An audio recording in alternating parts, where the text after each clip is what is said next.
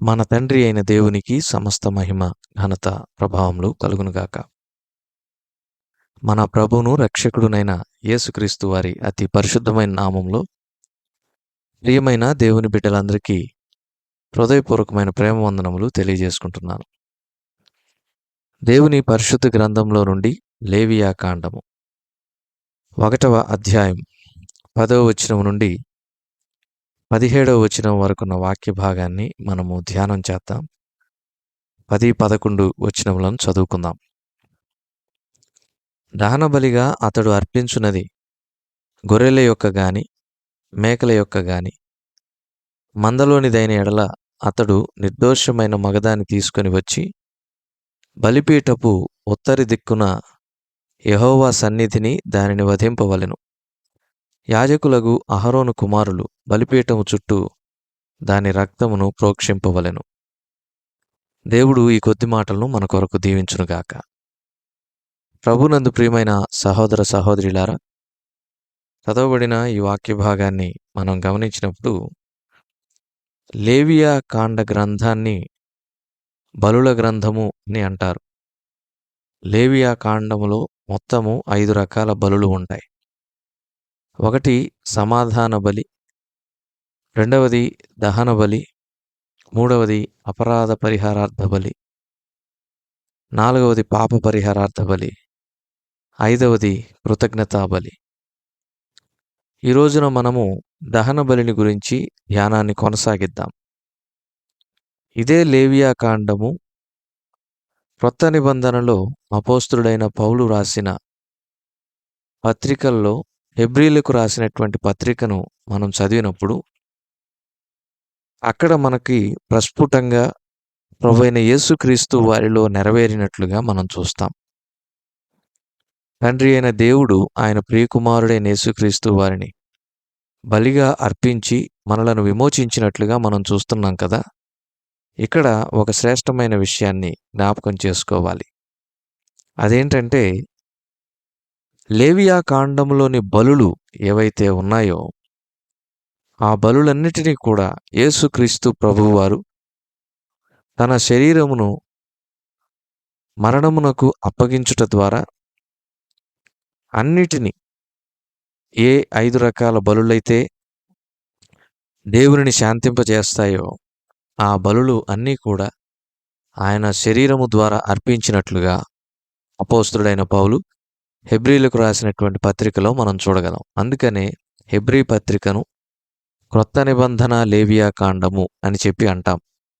అయితే ప్రభునందు ప్రియమైన సహోదర సహోదరులారా, ఒక విషయాన్ని మనం జ్ఞాపకం పెట్టుకోవాలి. లేవియా కాండములో అహరోను ప్రధాన యాజకుడిగా ఉన్నాడు. హెబ్రీ పత్రికలో మన ప్రభువైన యేసుక్రీస్తు వారు తానే ప్రధాన యాజకుడిగా ఉన్నాడు. లేవియా కాండములో బలిని అర్పించటానికి ప్రధాన యాజకుడు ఉన్నాడు.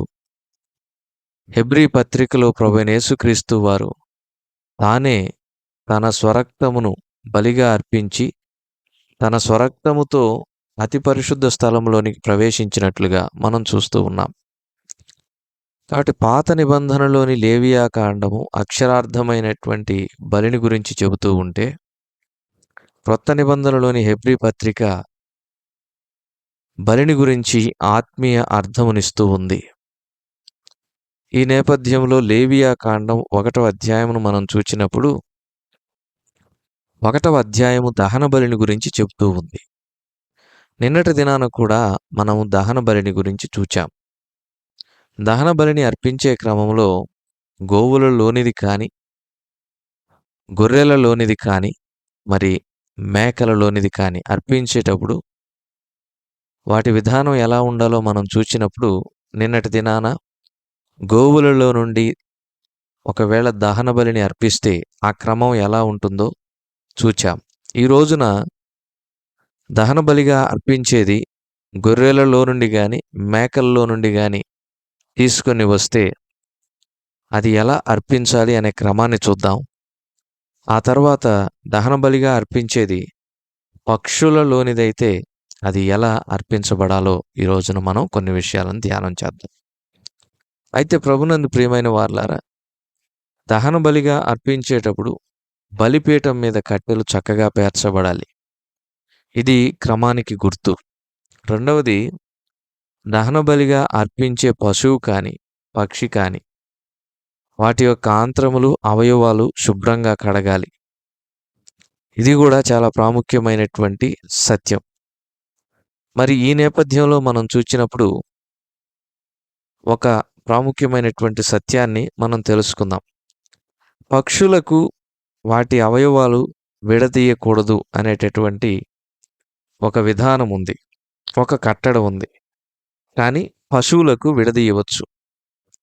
పక్షులు ఎలా అర్పించాలి, పశువులు ఎలా అర్పించాలి అనే విషయాన్ని కూడా ఈ రోజున మనం తెలుసుకుందాం.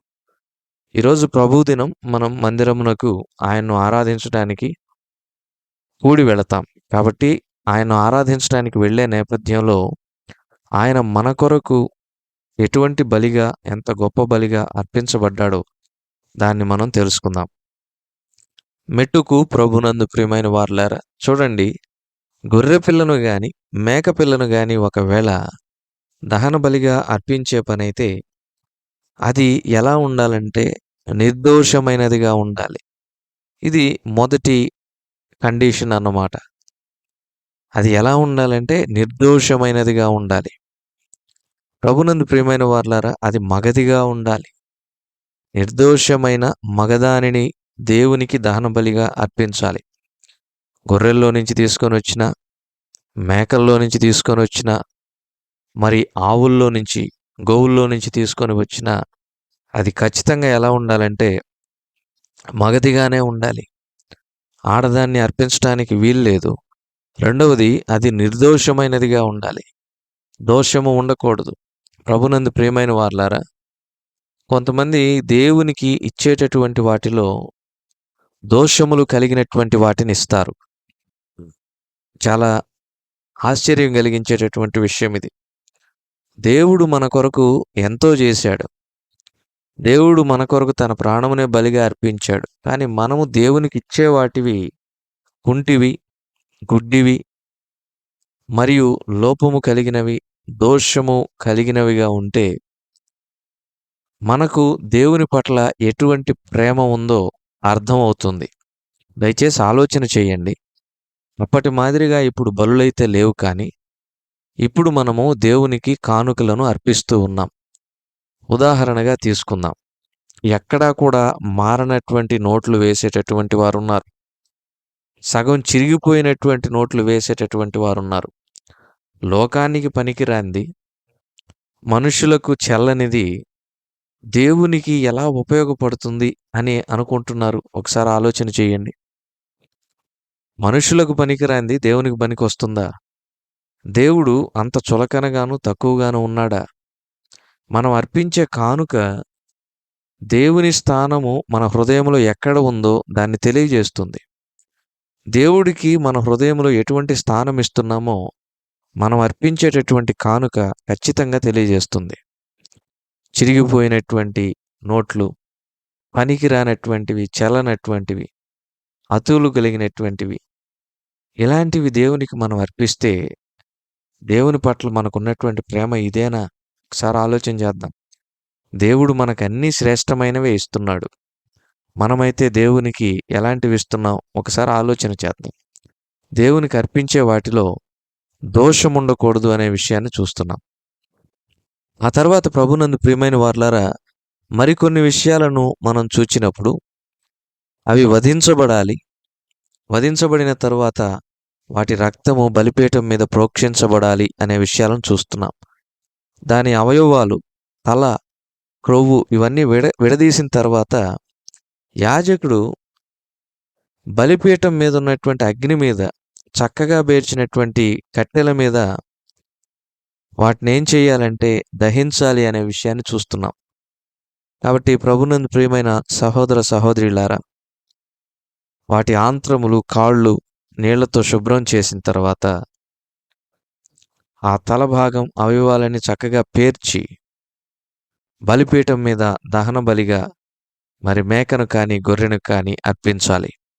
సజీవ యాగముగా అర్పించాలి. సర్వాంగ హోమముగా అర్పించాలి.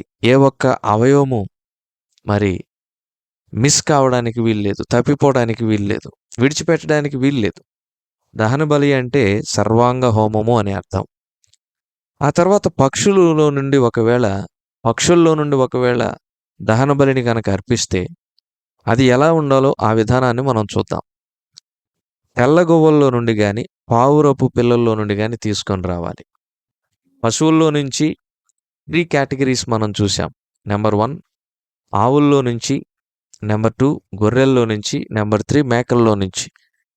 మరి పక్షులకొచ్చేసరికి గువ్వల్లో నుంచి గాని, అది కూడా తెల్ల గువ్వల్లో నుంచి గాని, పావురపు పిల్లల్లో నుండి గాని తీసుకొనొచ్చి దేవునికి దహన బలిగా అర్పించవచ్చు. యాజకుడు బలిపీఠం దగ్గరకు దాన్ని తీసుకొని వచ్చిన తర్వాత దాని తలను తుంచి బలిపీఠం మీద దాన్ని దహించాలి.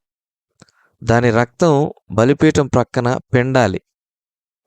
ఆ తర్వాత దాని మలంతో దాని పొట్టను ఊడదీసి బలిపీఠపు తూర్పు దిక్కున బూడిదను వేసేటటువంటి చోట దాన్ని పారవేయాలి.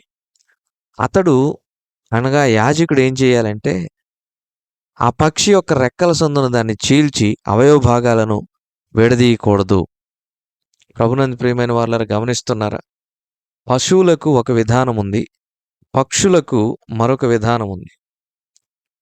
పశువులు వధించబడాల్సిన విధానం వేరు, బలిగా అర్పించబడాల్సినటువంటి విధానం వేరు. పక్షులు ఎలా అర్పించబడాలంటే వాటి యొక్క తల తుంచబడి దేహము బలిపీఠం మీద పెట్టబడి ఆ తర్వాత అది దహన బలిగా అర్పించబడాలి. రక్తము బలిపీఠం ప్రక్కన బూడిద వేసేటటువంటి చోట మరి అక్కడ పిండాలి అనే విషయాన్ని మనం చూస్తూ ఉన్నాం. ఆ తర్వాత దాని మలంతో పొట్టను ఊడదీయాలి.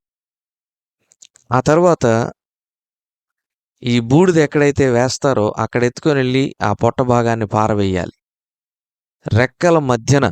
రెక్కల సందున దాన్ని చీల్చాలి గాని అవయవ భాగాలు మాత్రం వేరు చేయకూడదు. ఇక్కడ మనం చూస్తే పశువుల దహన బలి అర్పణ క్రమంలో వాటి ఆంత్రములు, కాళ్ళు విడదీసి నీటితో కడగాలనే విషయాన్ని మనం చూస్తున్నాం. పక్షికొచ్చేసరికి ఆ కట్టడ మారుతూ ఉంది. అవయవ విభాగాలు విడదీయకూడదు. బలిపీఠం మీద చక్కగా పేర్చినటువంటి కట్టెలపైన దాన్ని దహన బలిగా అర్పించాలి. ఈ దహన బలి దేవునికి ఇంపైన సువాసన. ప్రభునందు ప్రియమైన వార్లారా, నాడైతే యాజకులు దేవునికి ఈ దహన బలిని అర్పించేవారు. దేవుడి ఇంపైన సువాసనను ఆఘ్రాణించేవాడు. మరి ఈ దినాన మనం దేవునికి బలిగా అర్పించడానికి ఏముంది? ఈరోజు ప్రభు దినం, ఆదివారం. మనం దేవునికి బలిని అర్పించడానికి ప్రయాణం అవుతూ ఉన్నాం. మనం అర్పించాల్సిన బలి మన హృదయమే, సజీవ యాగముగా మన శరీరమే. మనం దేవునికి మన హృదయాన్ని, శరీరమును, మనకు కలిగిన సమస్తమును అర్పించిన ఆయన చేసిన ప్రాణత్యాగం యొక్క రుణమును మనం తీర్చుకోలేం. కాబట్టి దేవునికి సంపూర్ణమైనటువంటి సమర్పణతో మనకు కలిగినది దేవునికి అర్పిద్దాం. అది హృదయపూర్వకంగా అర్పిద్దాం, మనఃపూర్వకంగా అర్పిద్దాం. సణుగులొద్దు, బలవంతము లేదు. నాడైతే యాజకుడు దహన బలిని అర్పించేవాడు, నేడు మన శరీరము, హృదయము, మనకు కలిగిన సమస్తము ప్రభువుకి అర్పించి ఆయన హృదయపూర్వకంగా ఆరాధిద్దాం. దేవుడి కొద్ది మాటలు మన కొరకు దీవించునుగా. ప్రార్థన. కనికరపూర్ణుడ, స్తోత్రములు. విత్తబడిన వాక్యం నీరు కట్టి ఫలింపు చేయండి. వాక్యం ఆలకించిన మా ప్రియులను దీవించి దినమంతటి కొరకు సిద్ధపరచమని మా రక్షకుడైన యేసుక్రీస్తు వారి అతి పరిశుద్ధమైన నామములో ప్రార్థించి బ్రతిమలాడి అడిగి వేడుకొంచున్నాము తండ్రి. ఆమేన్.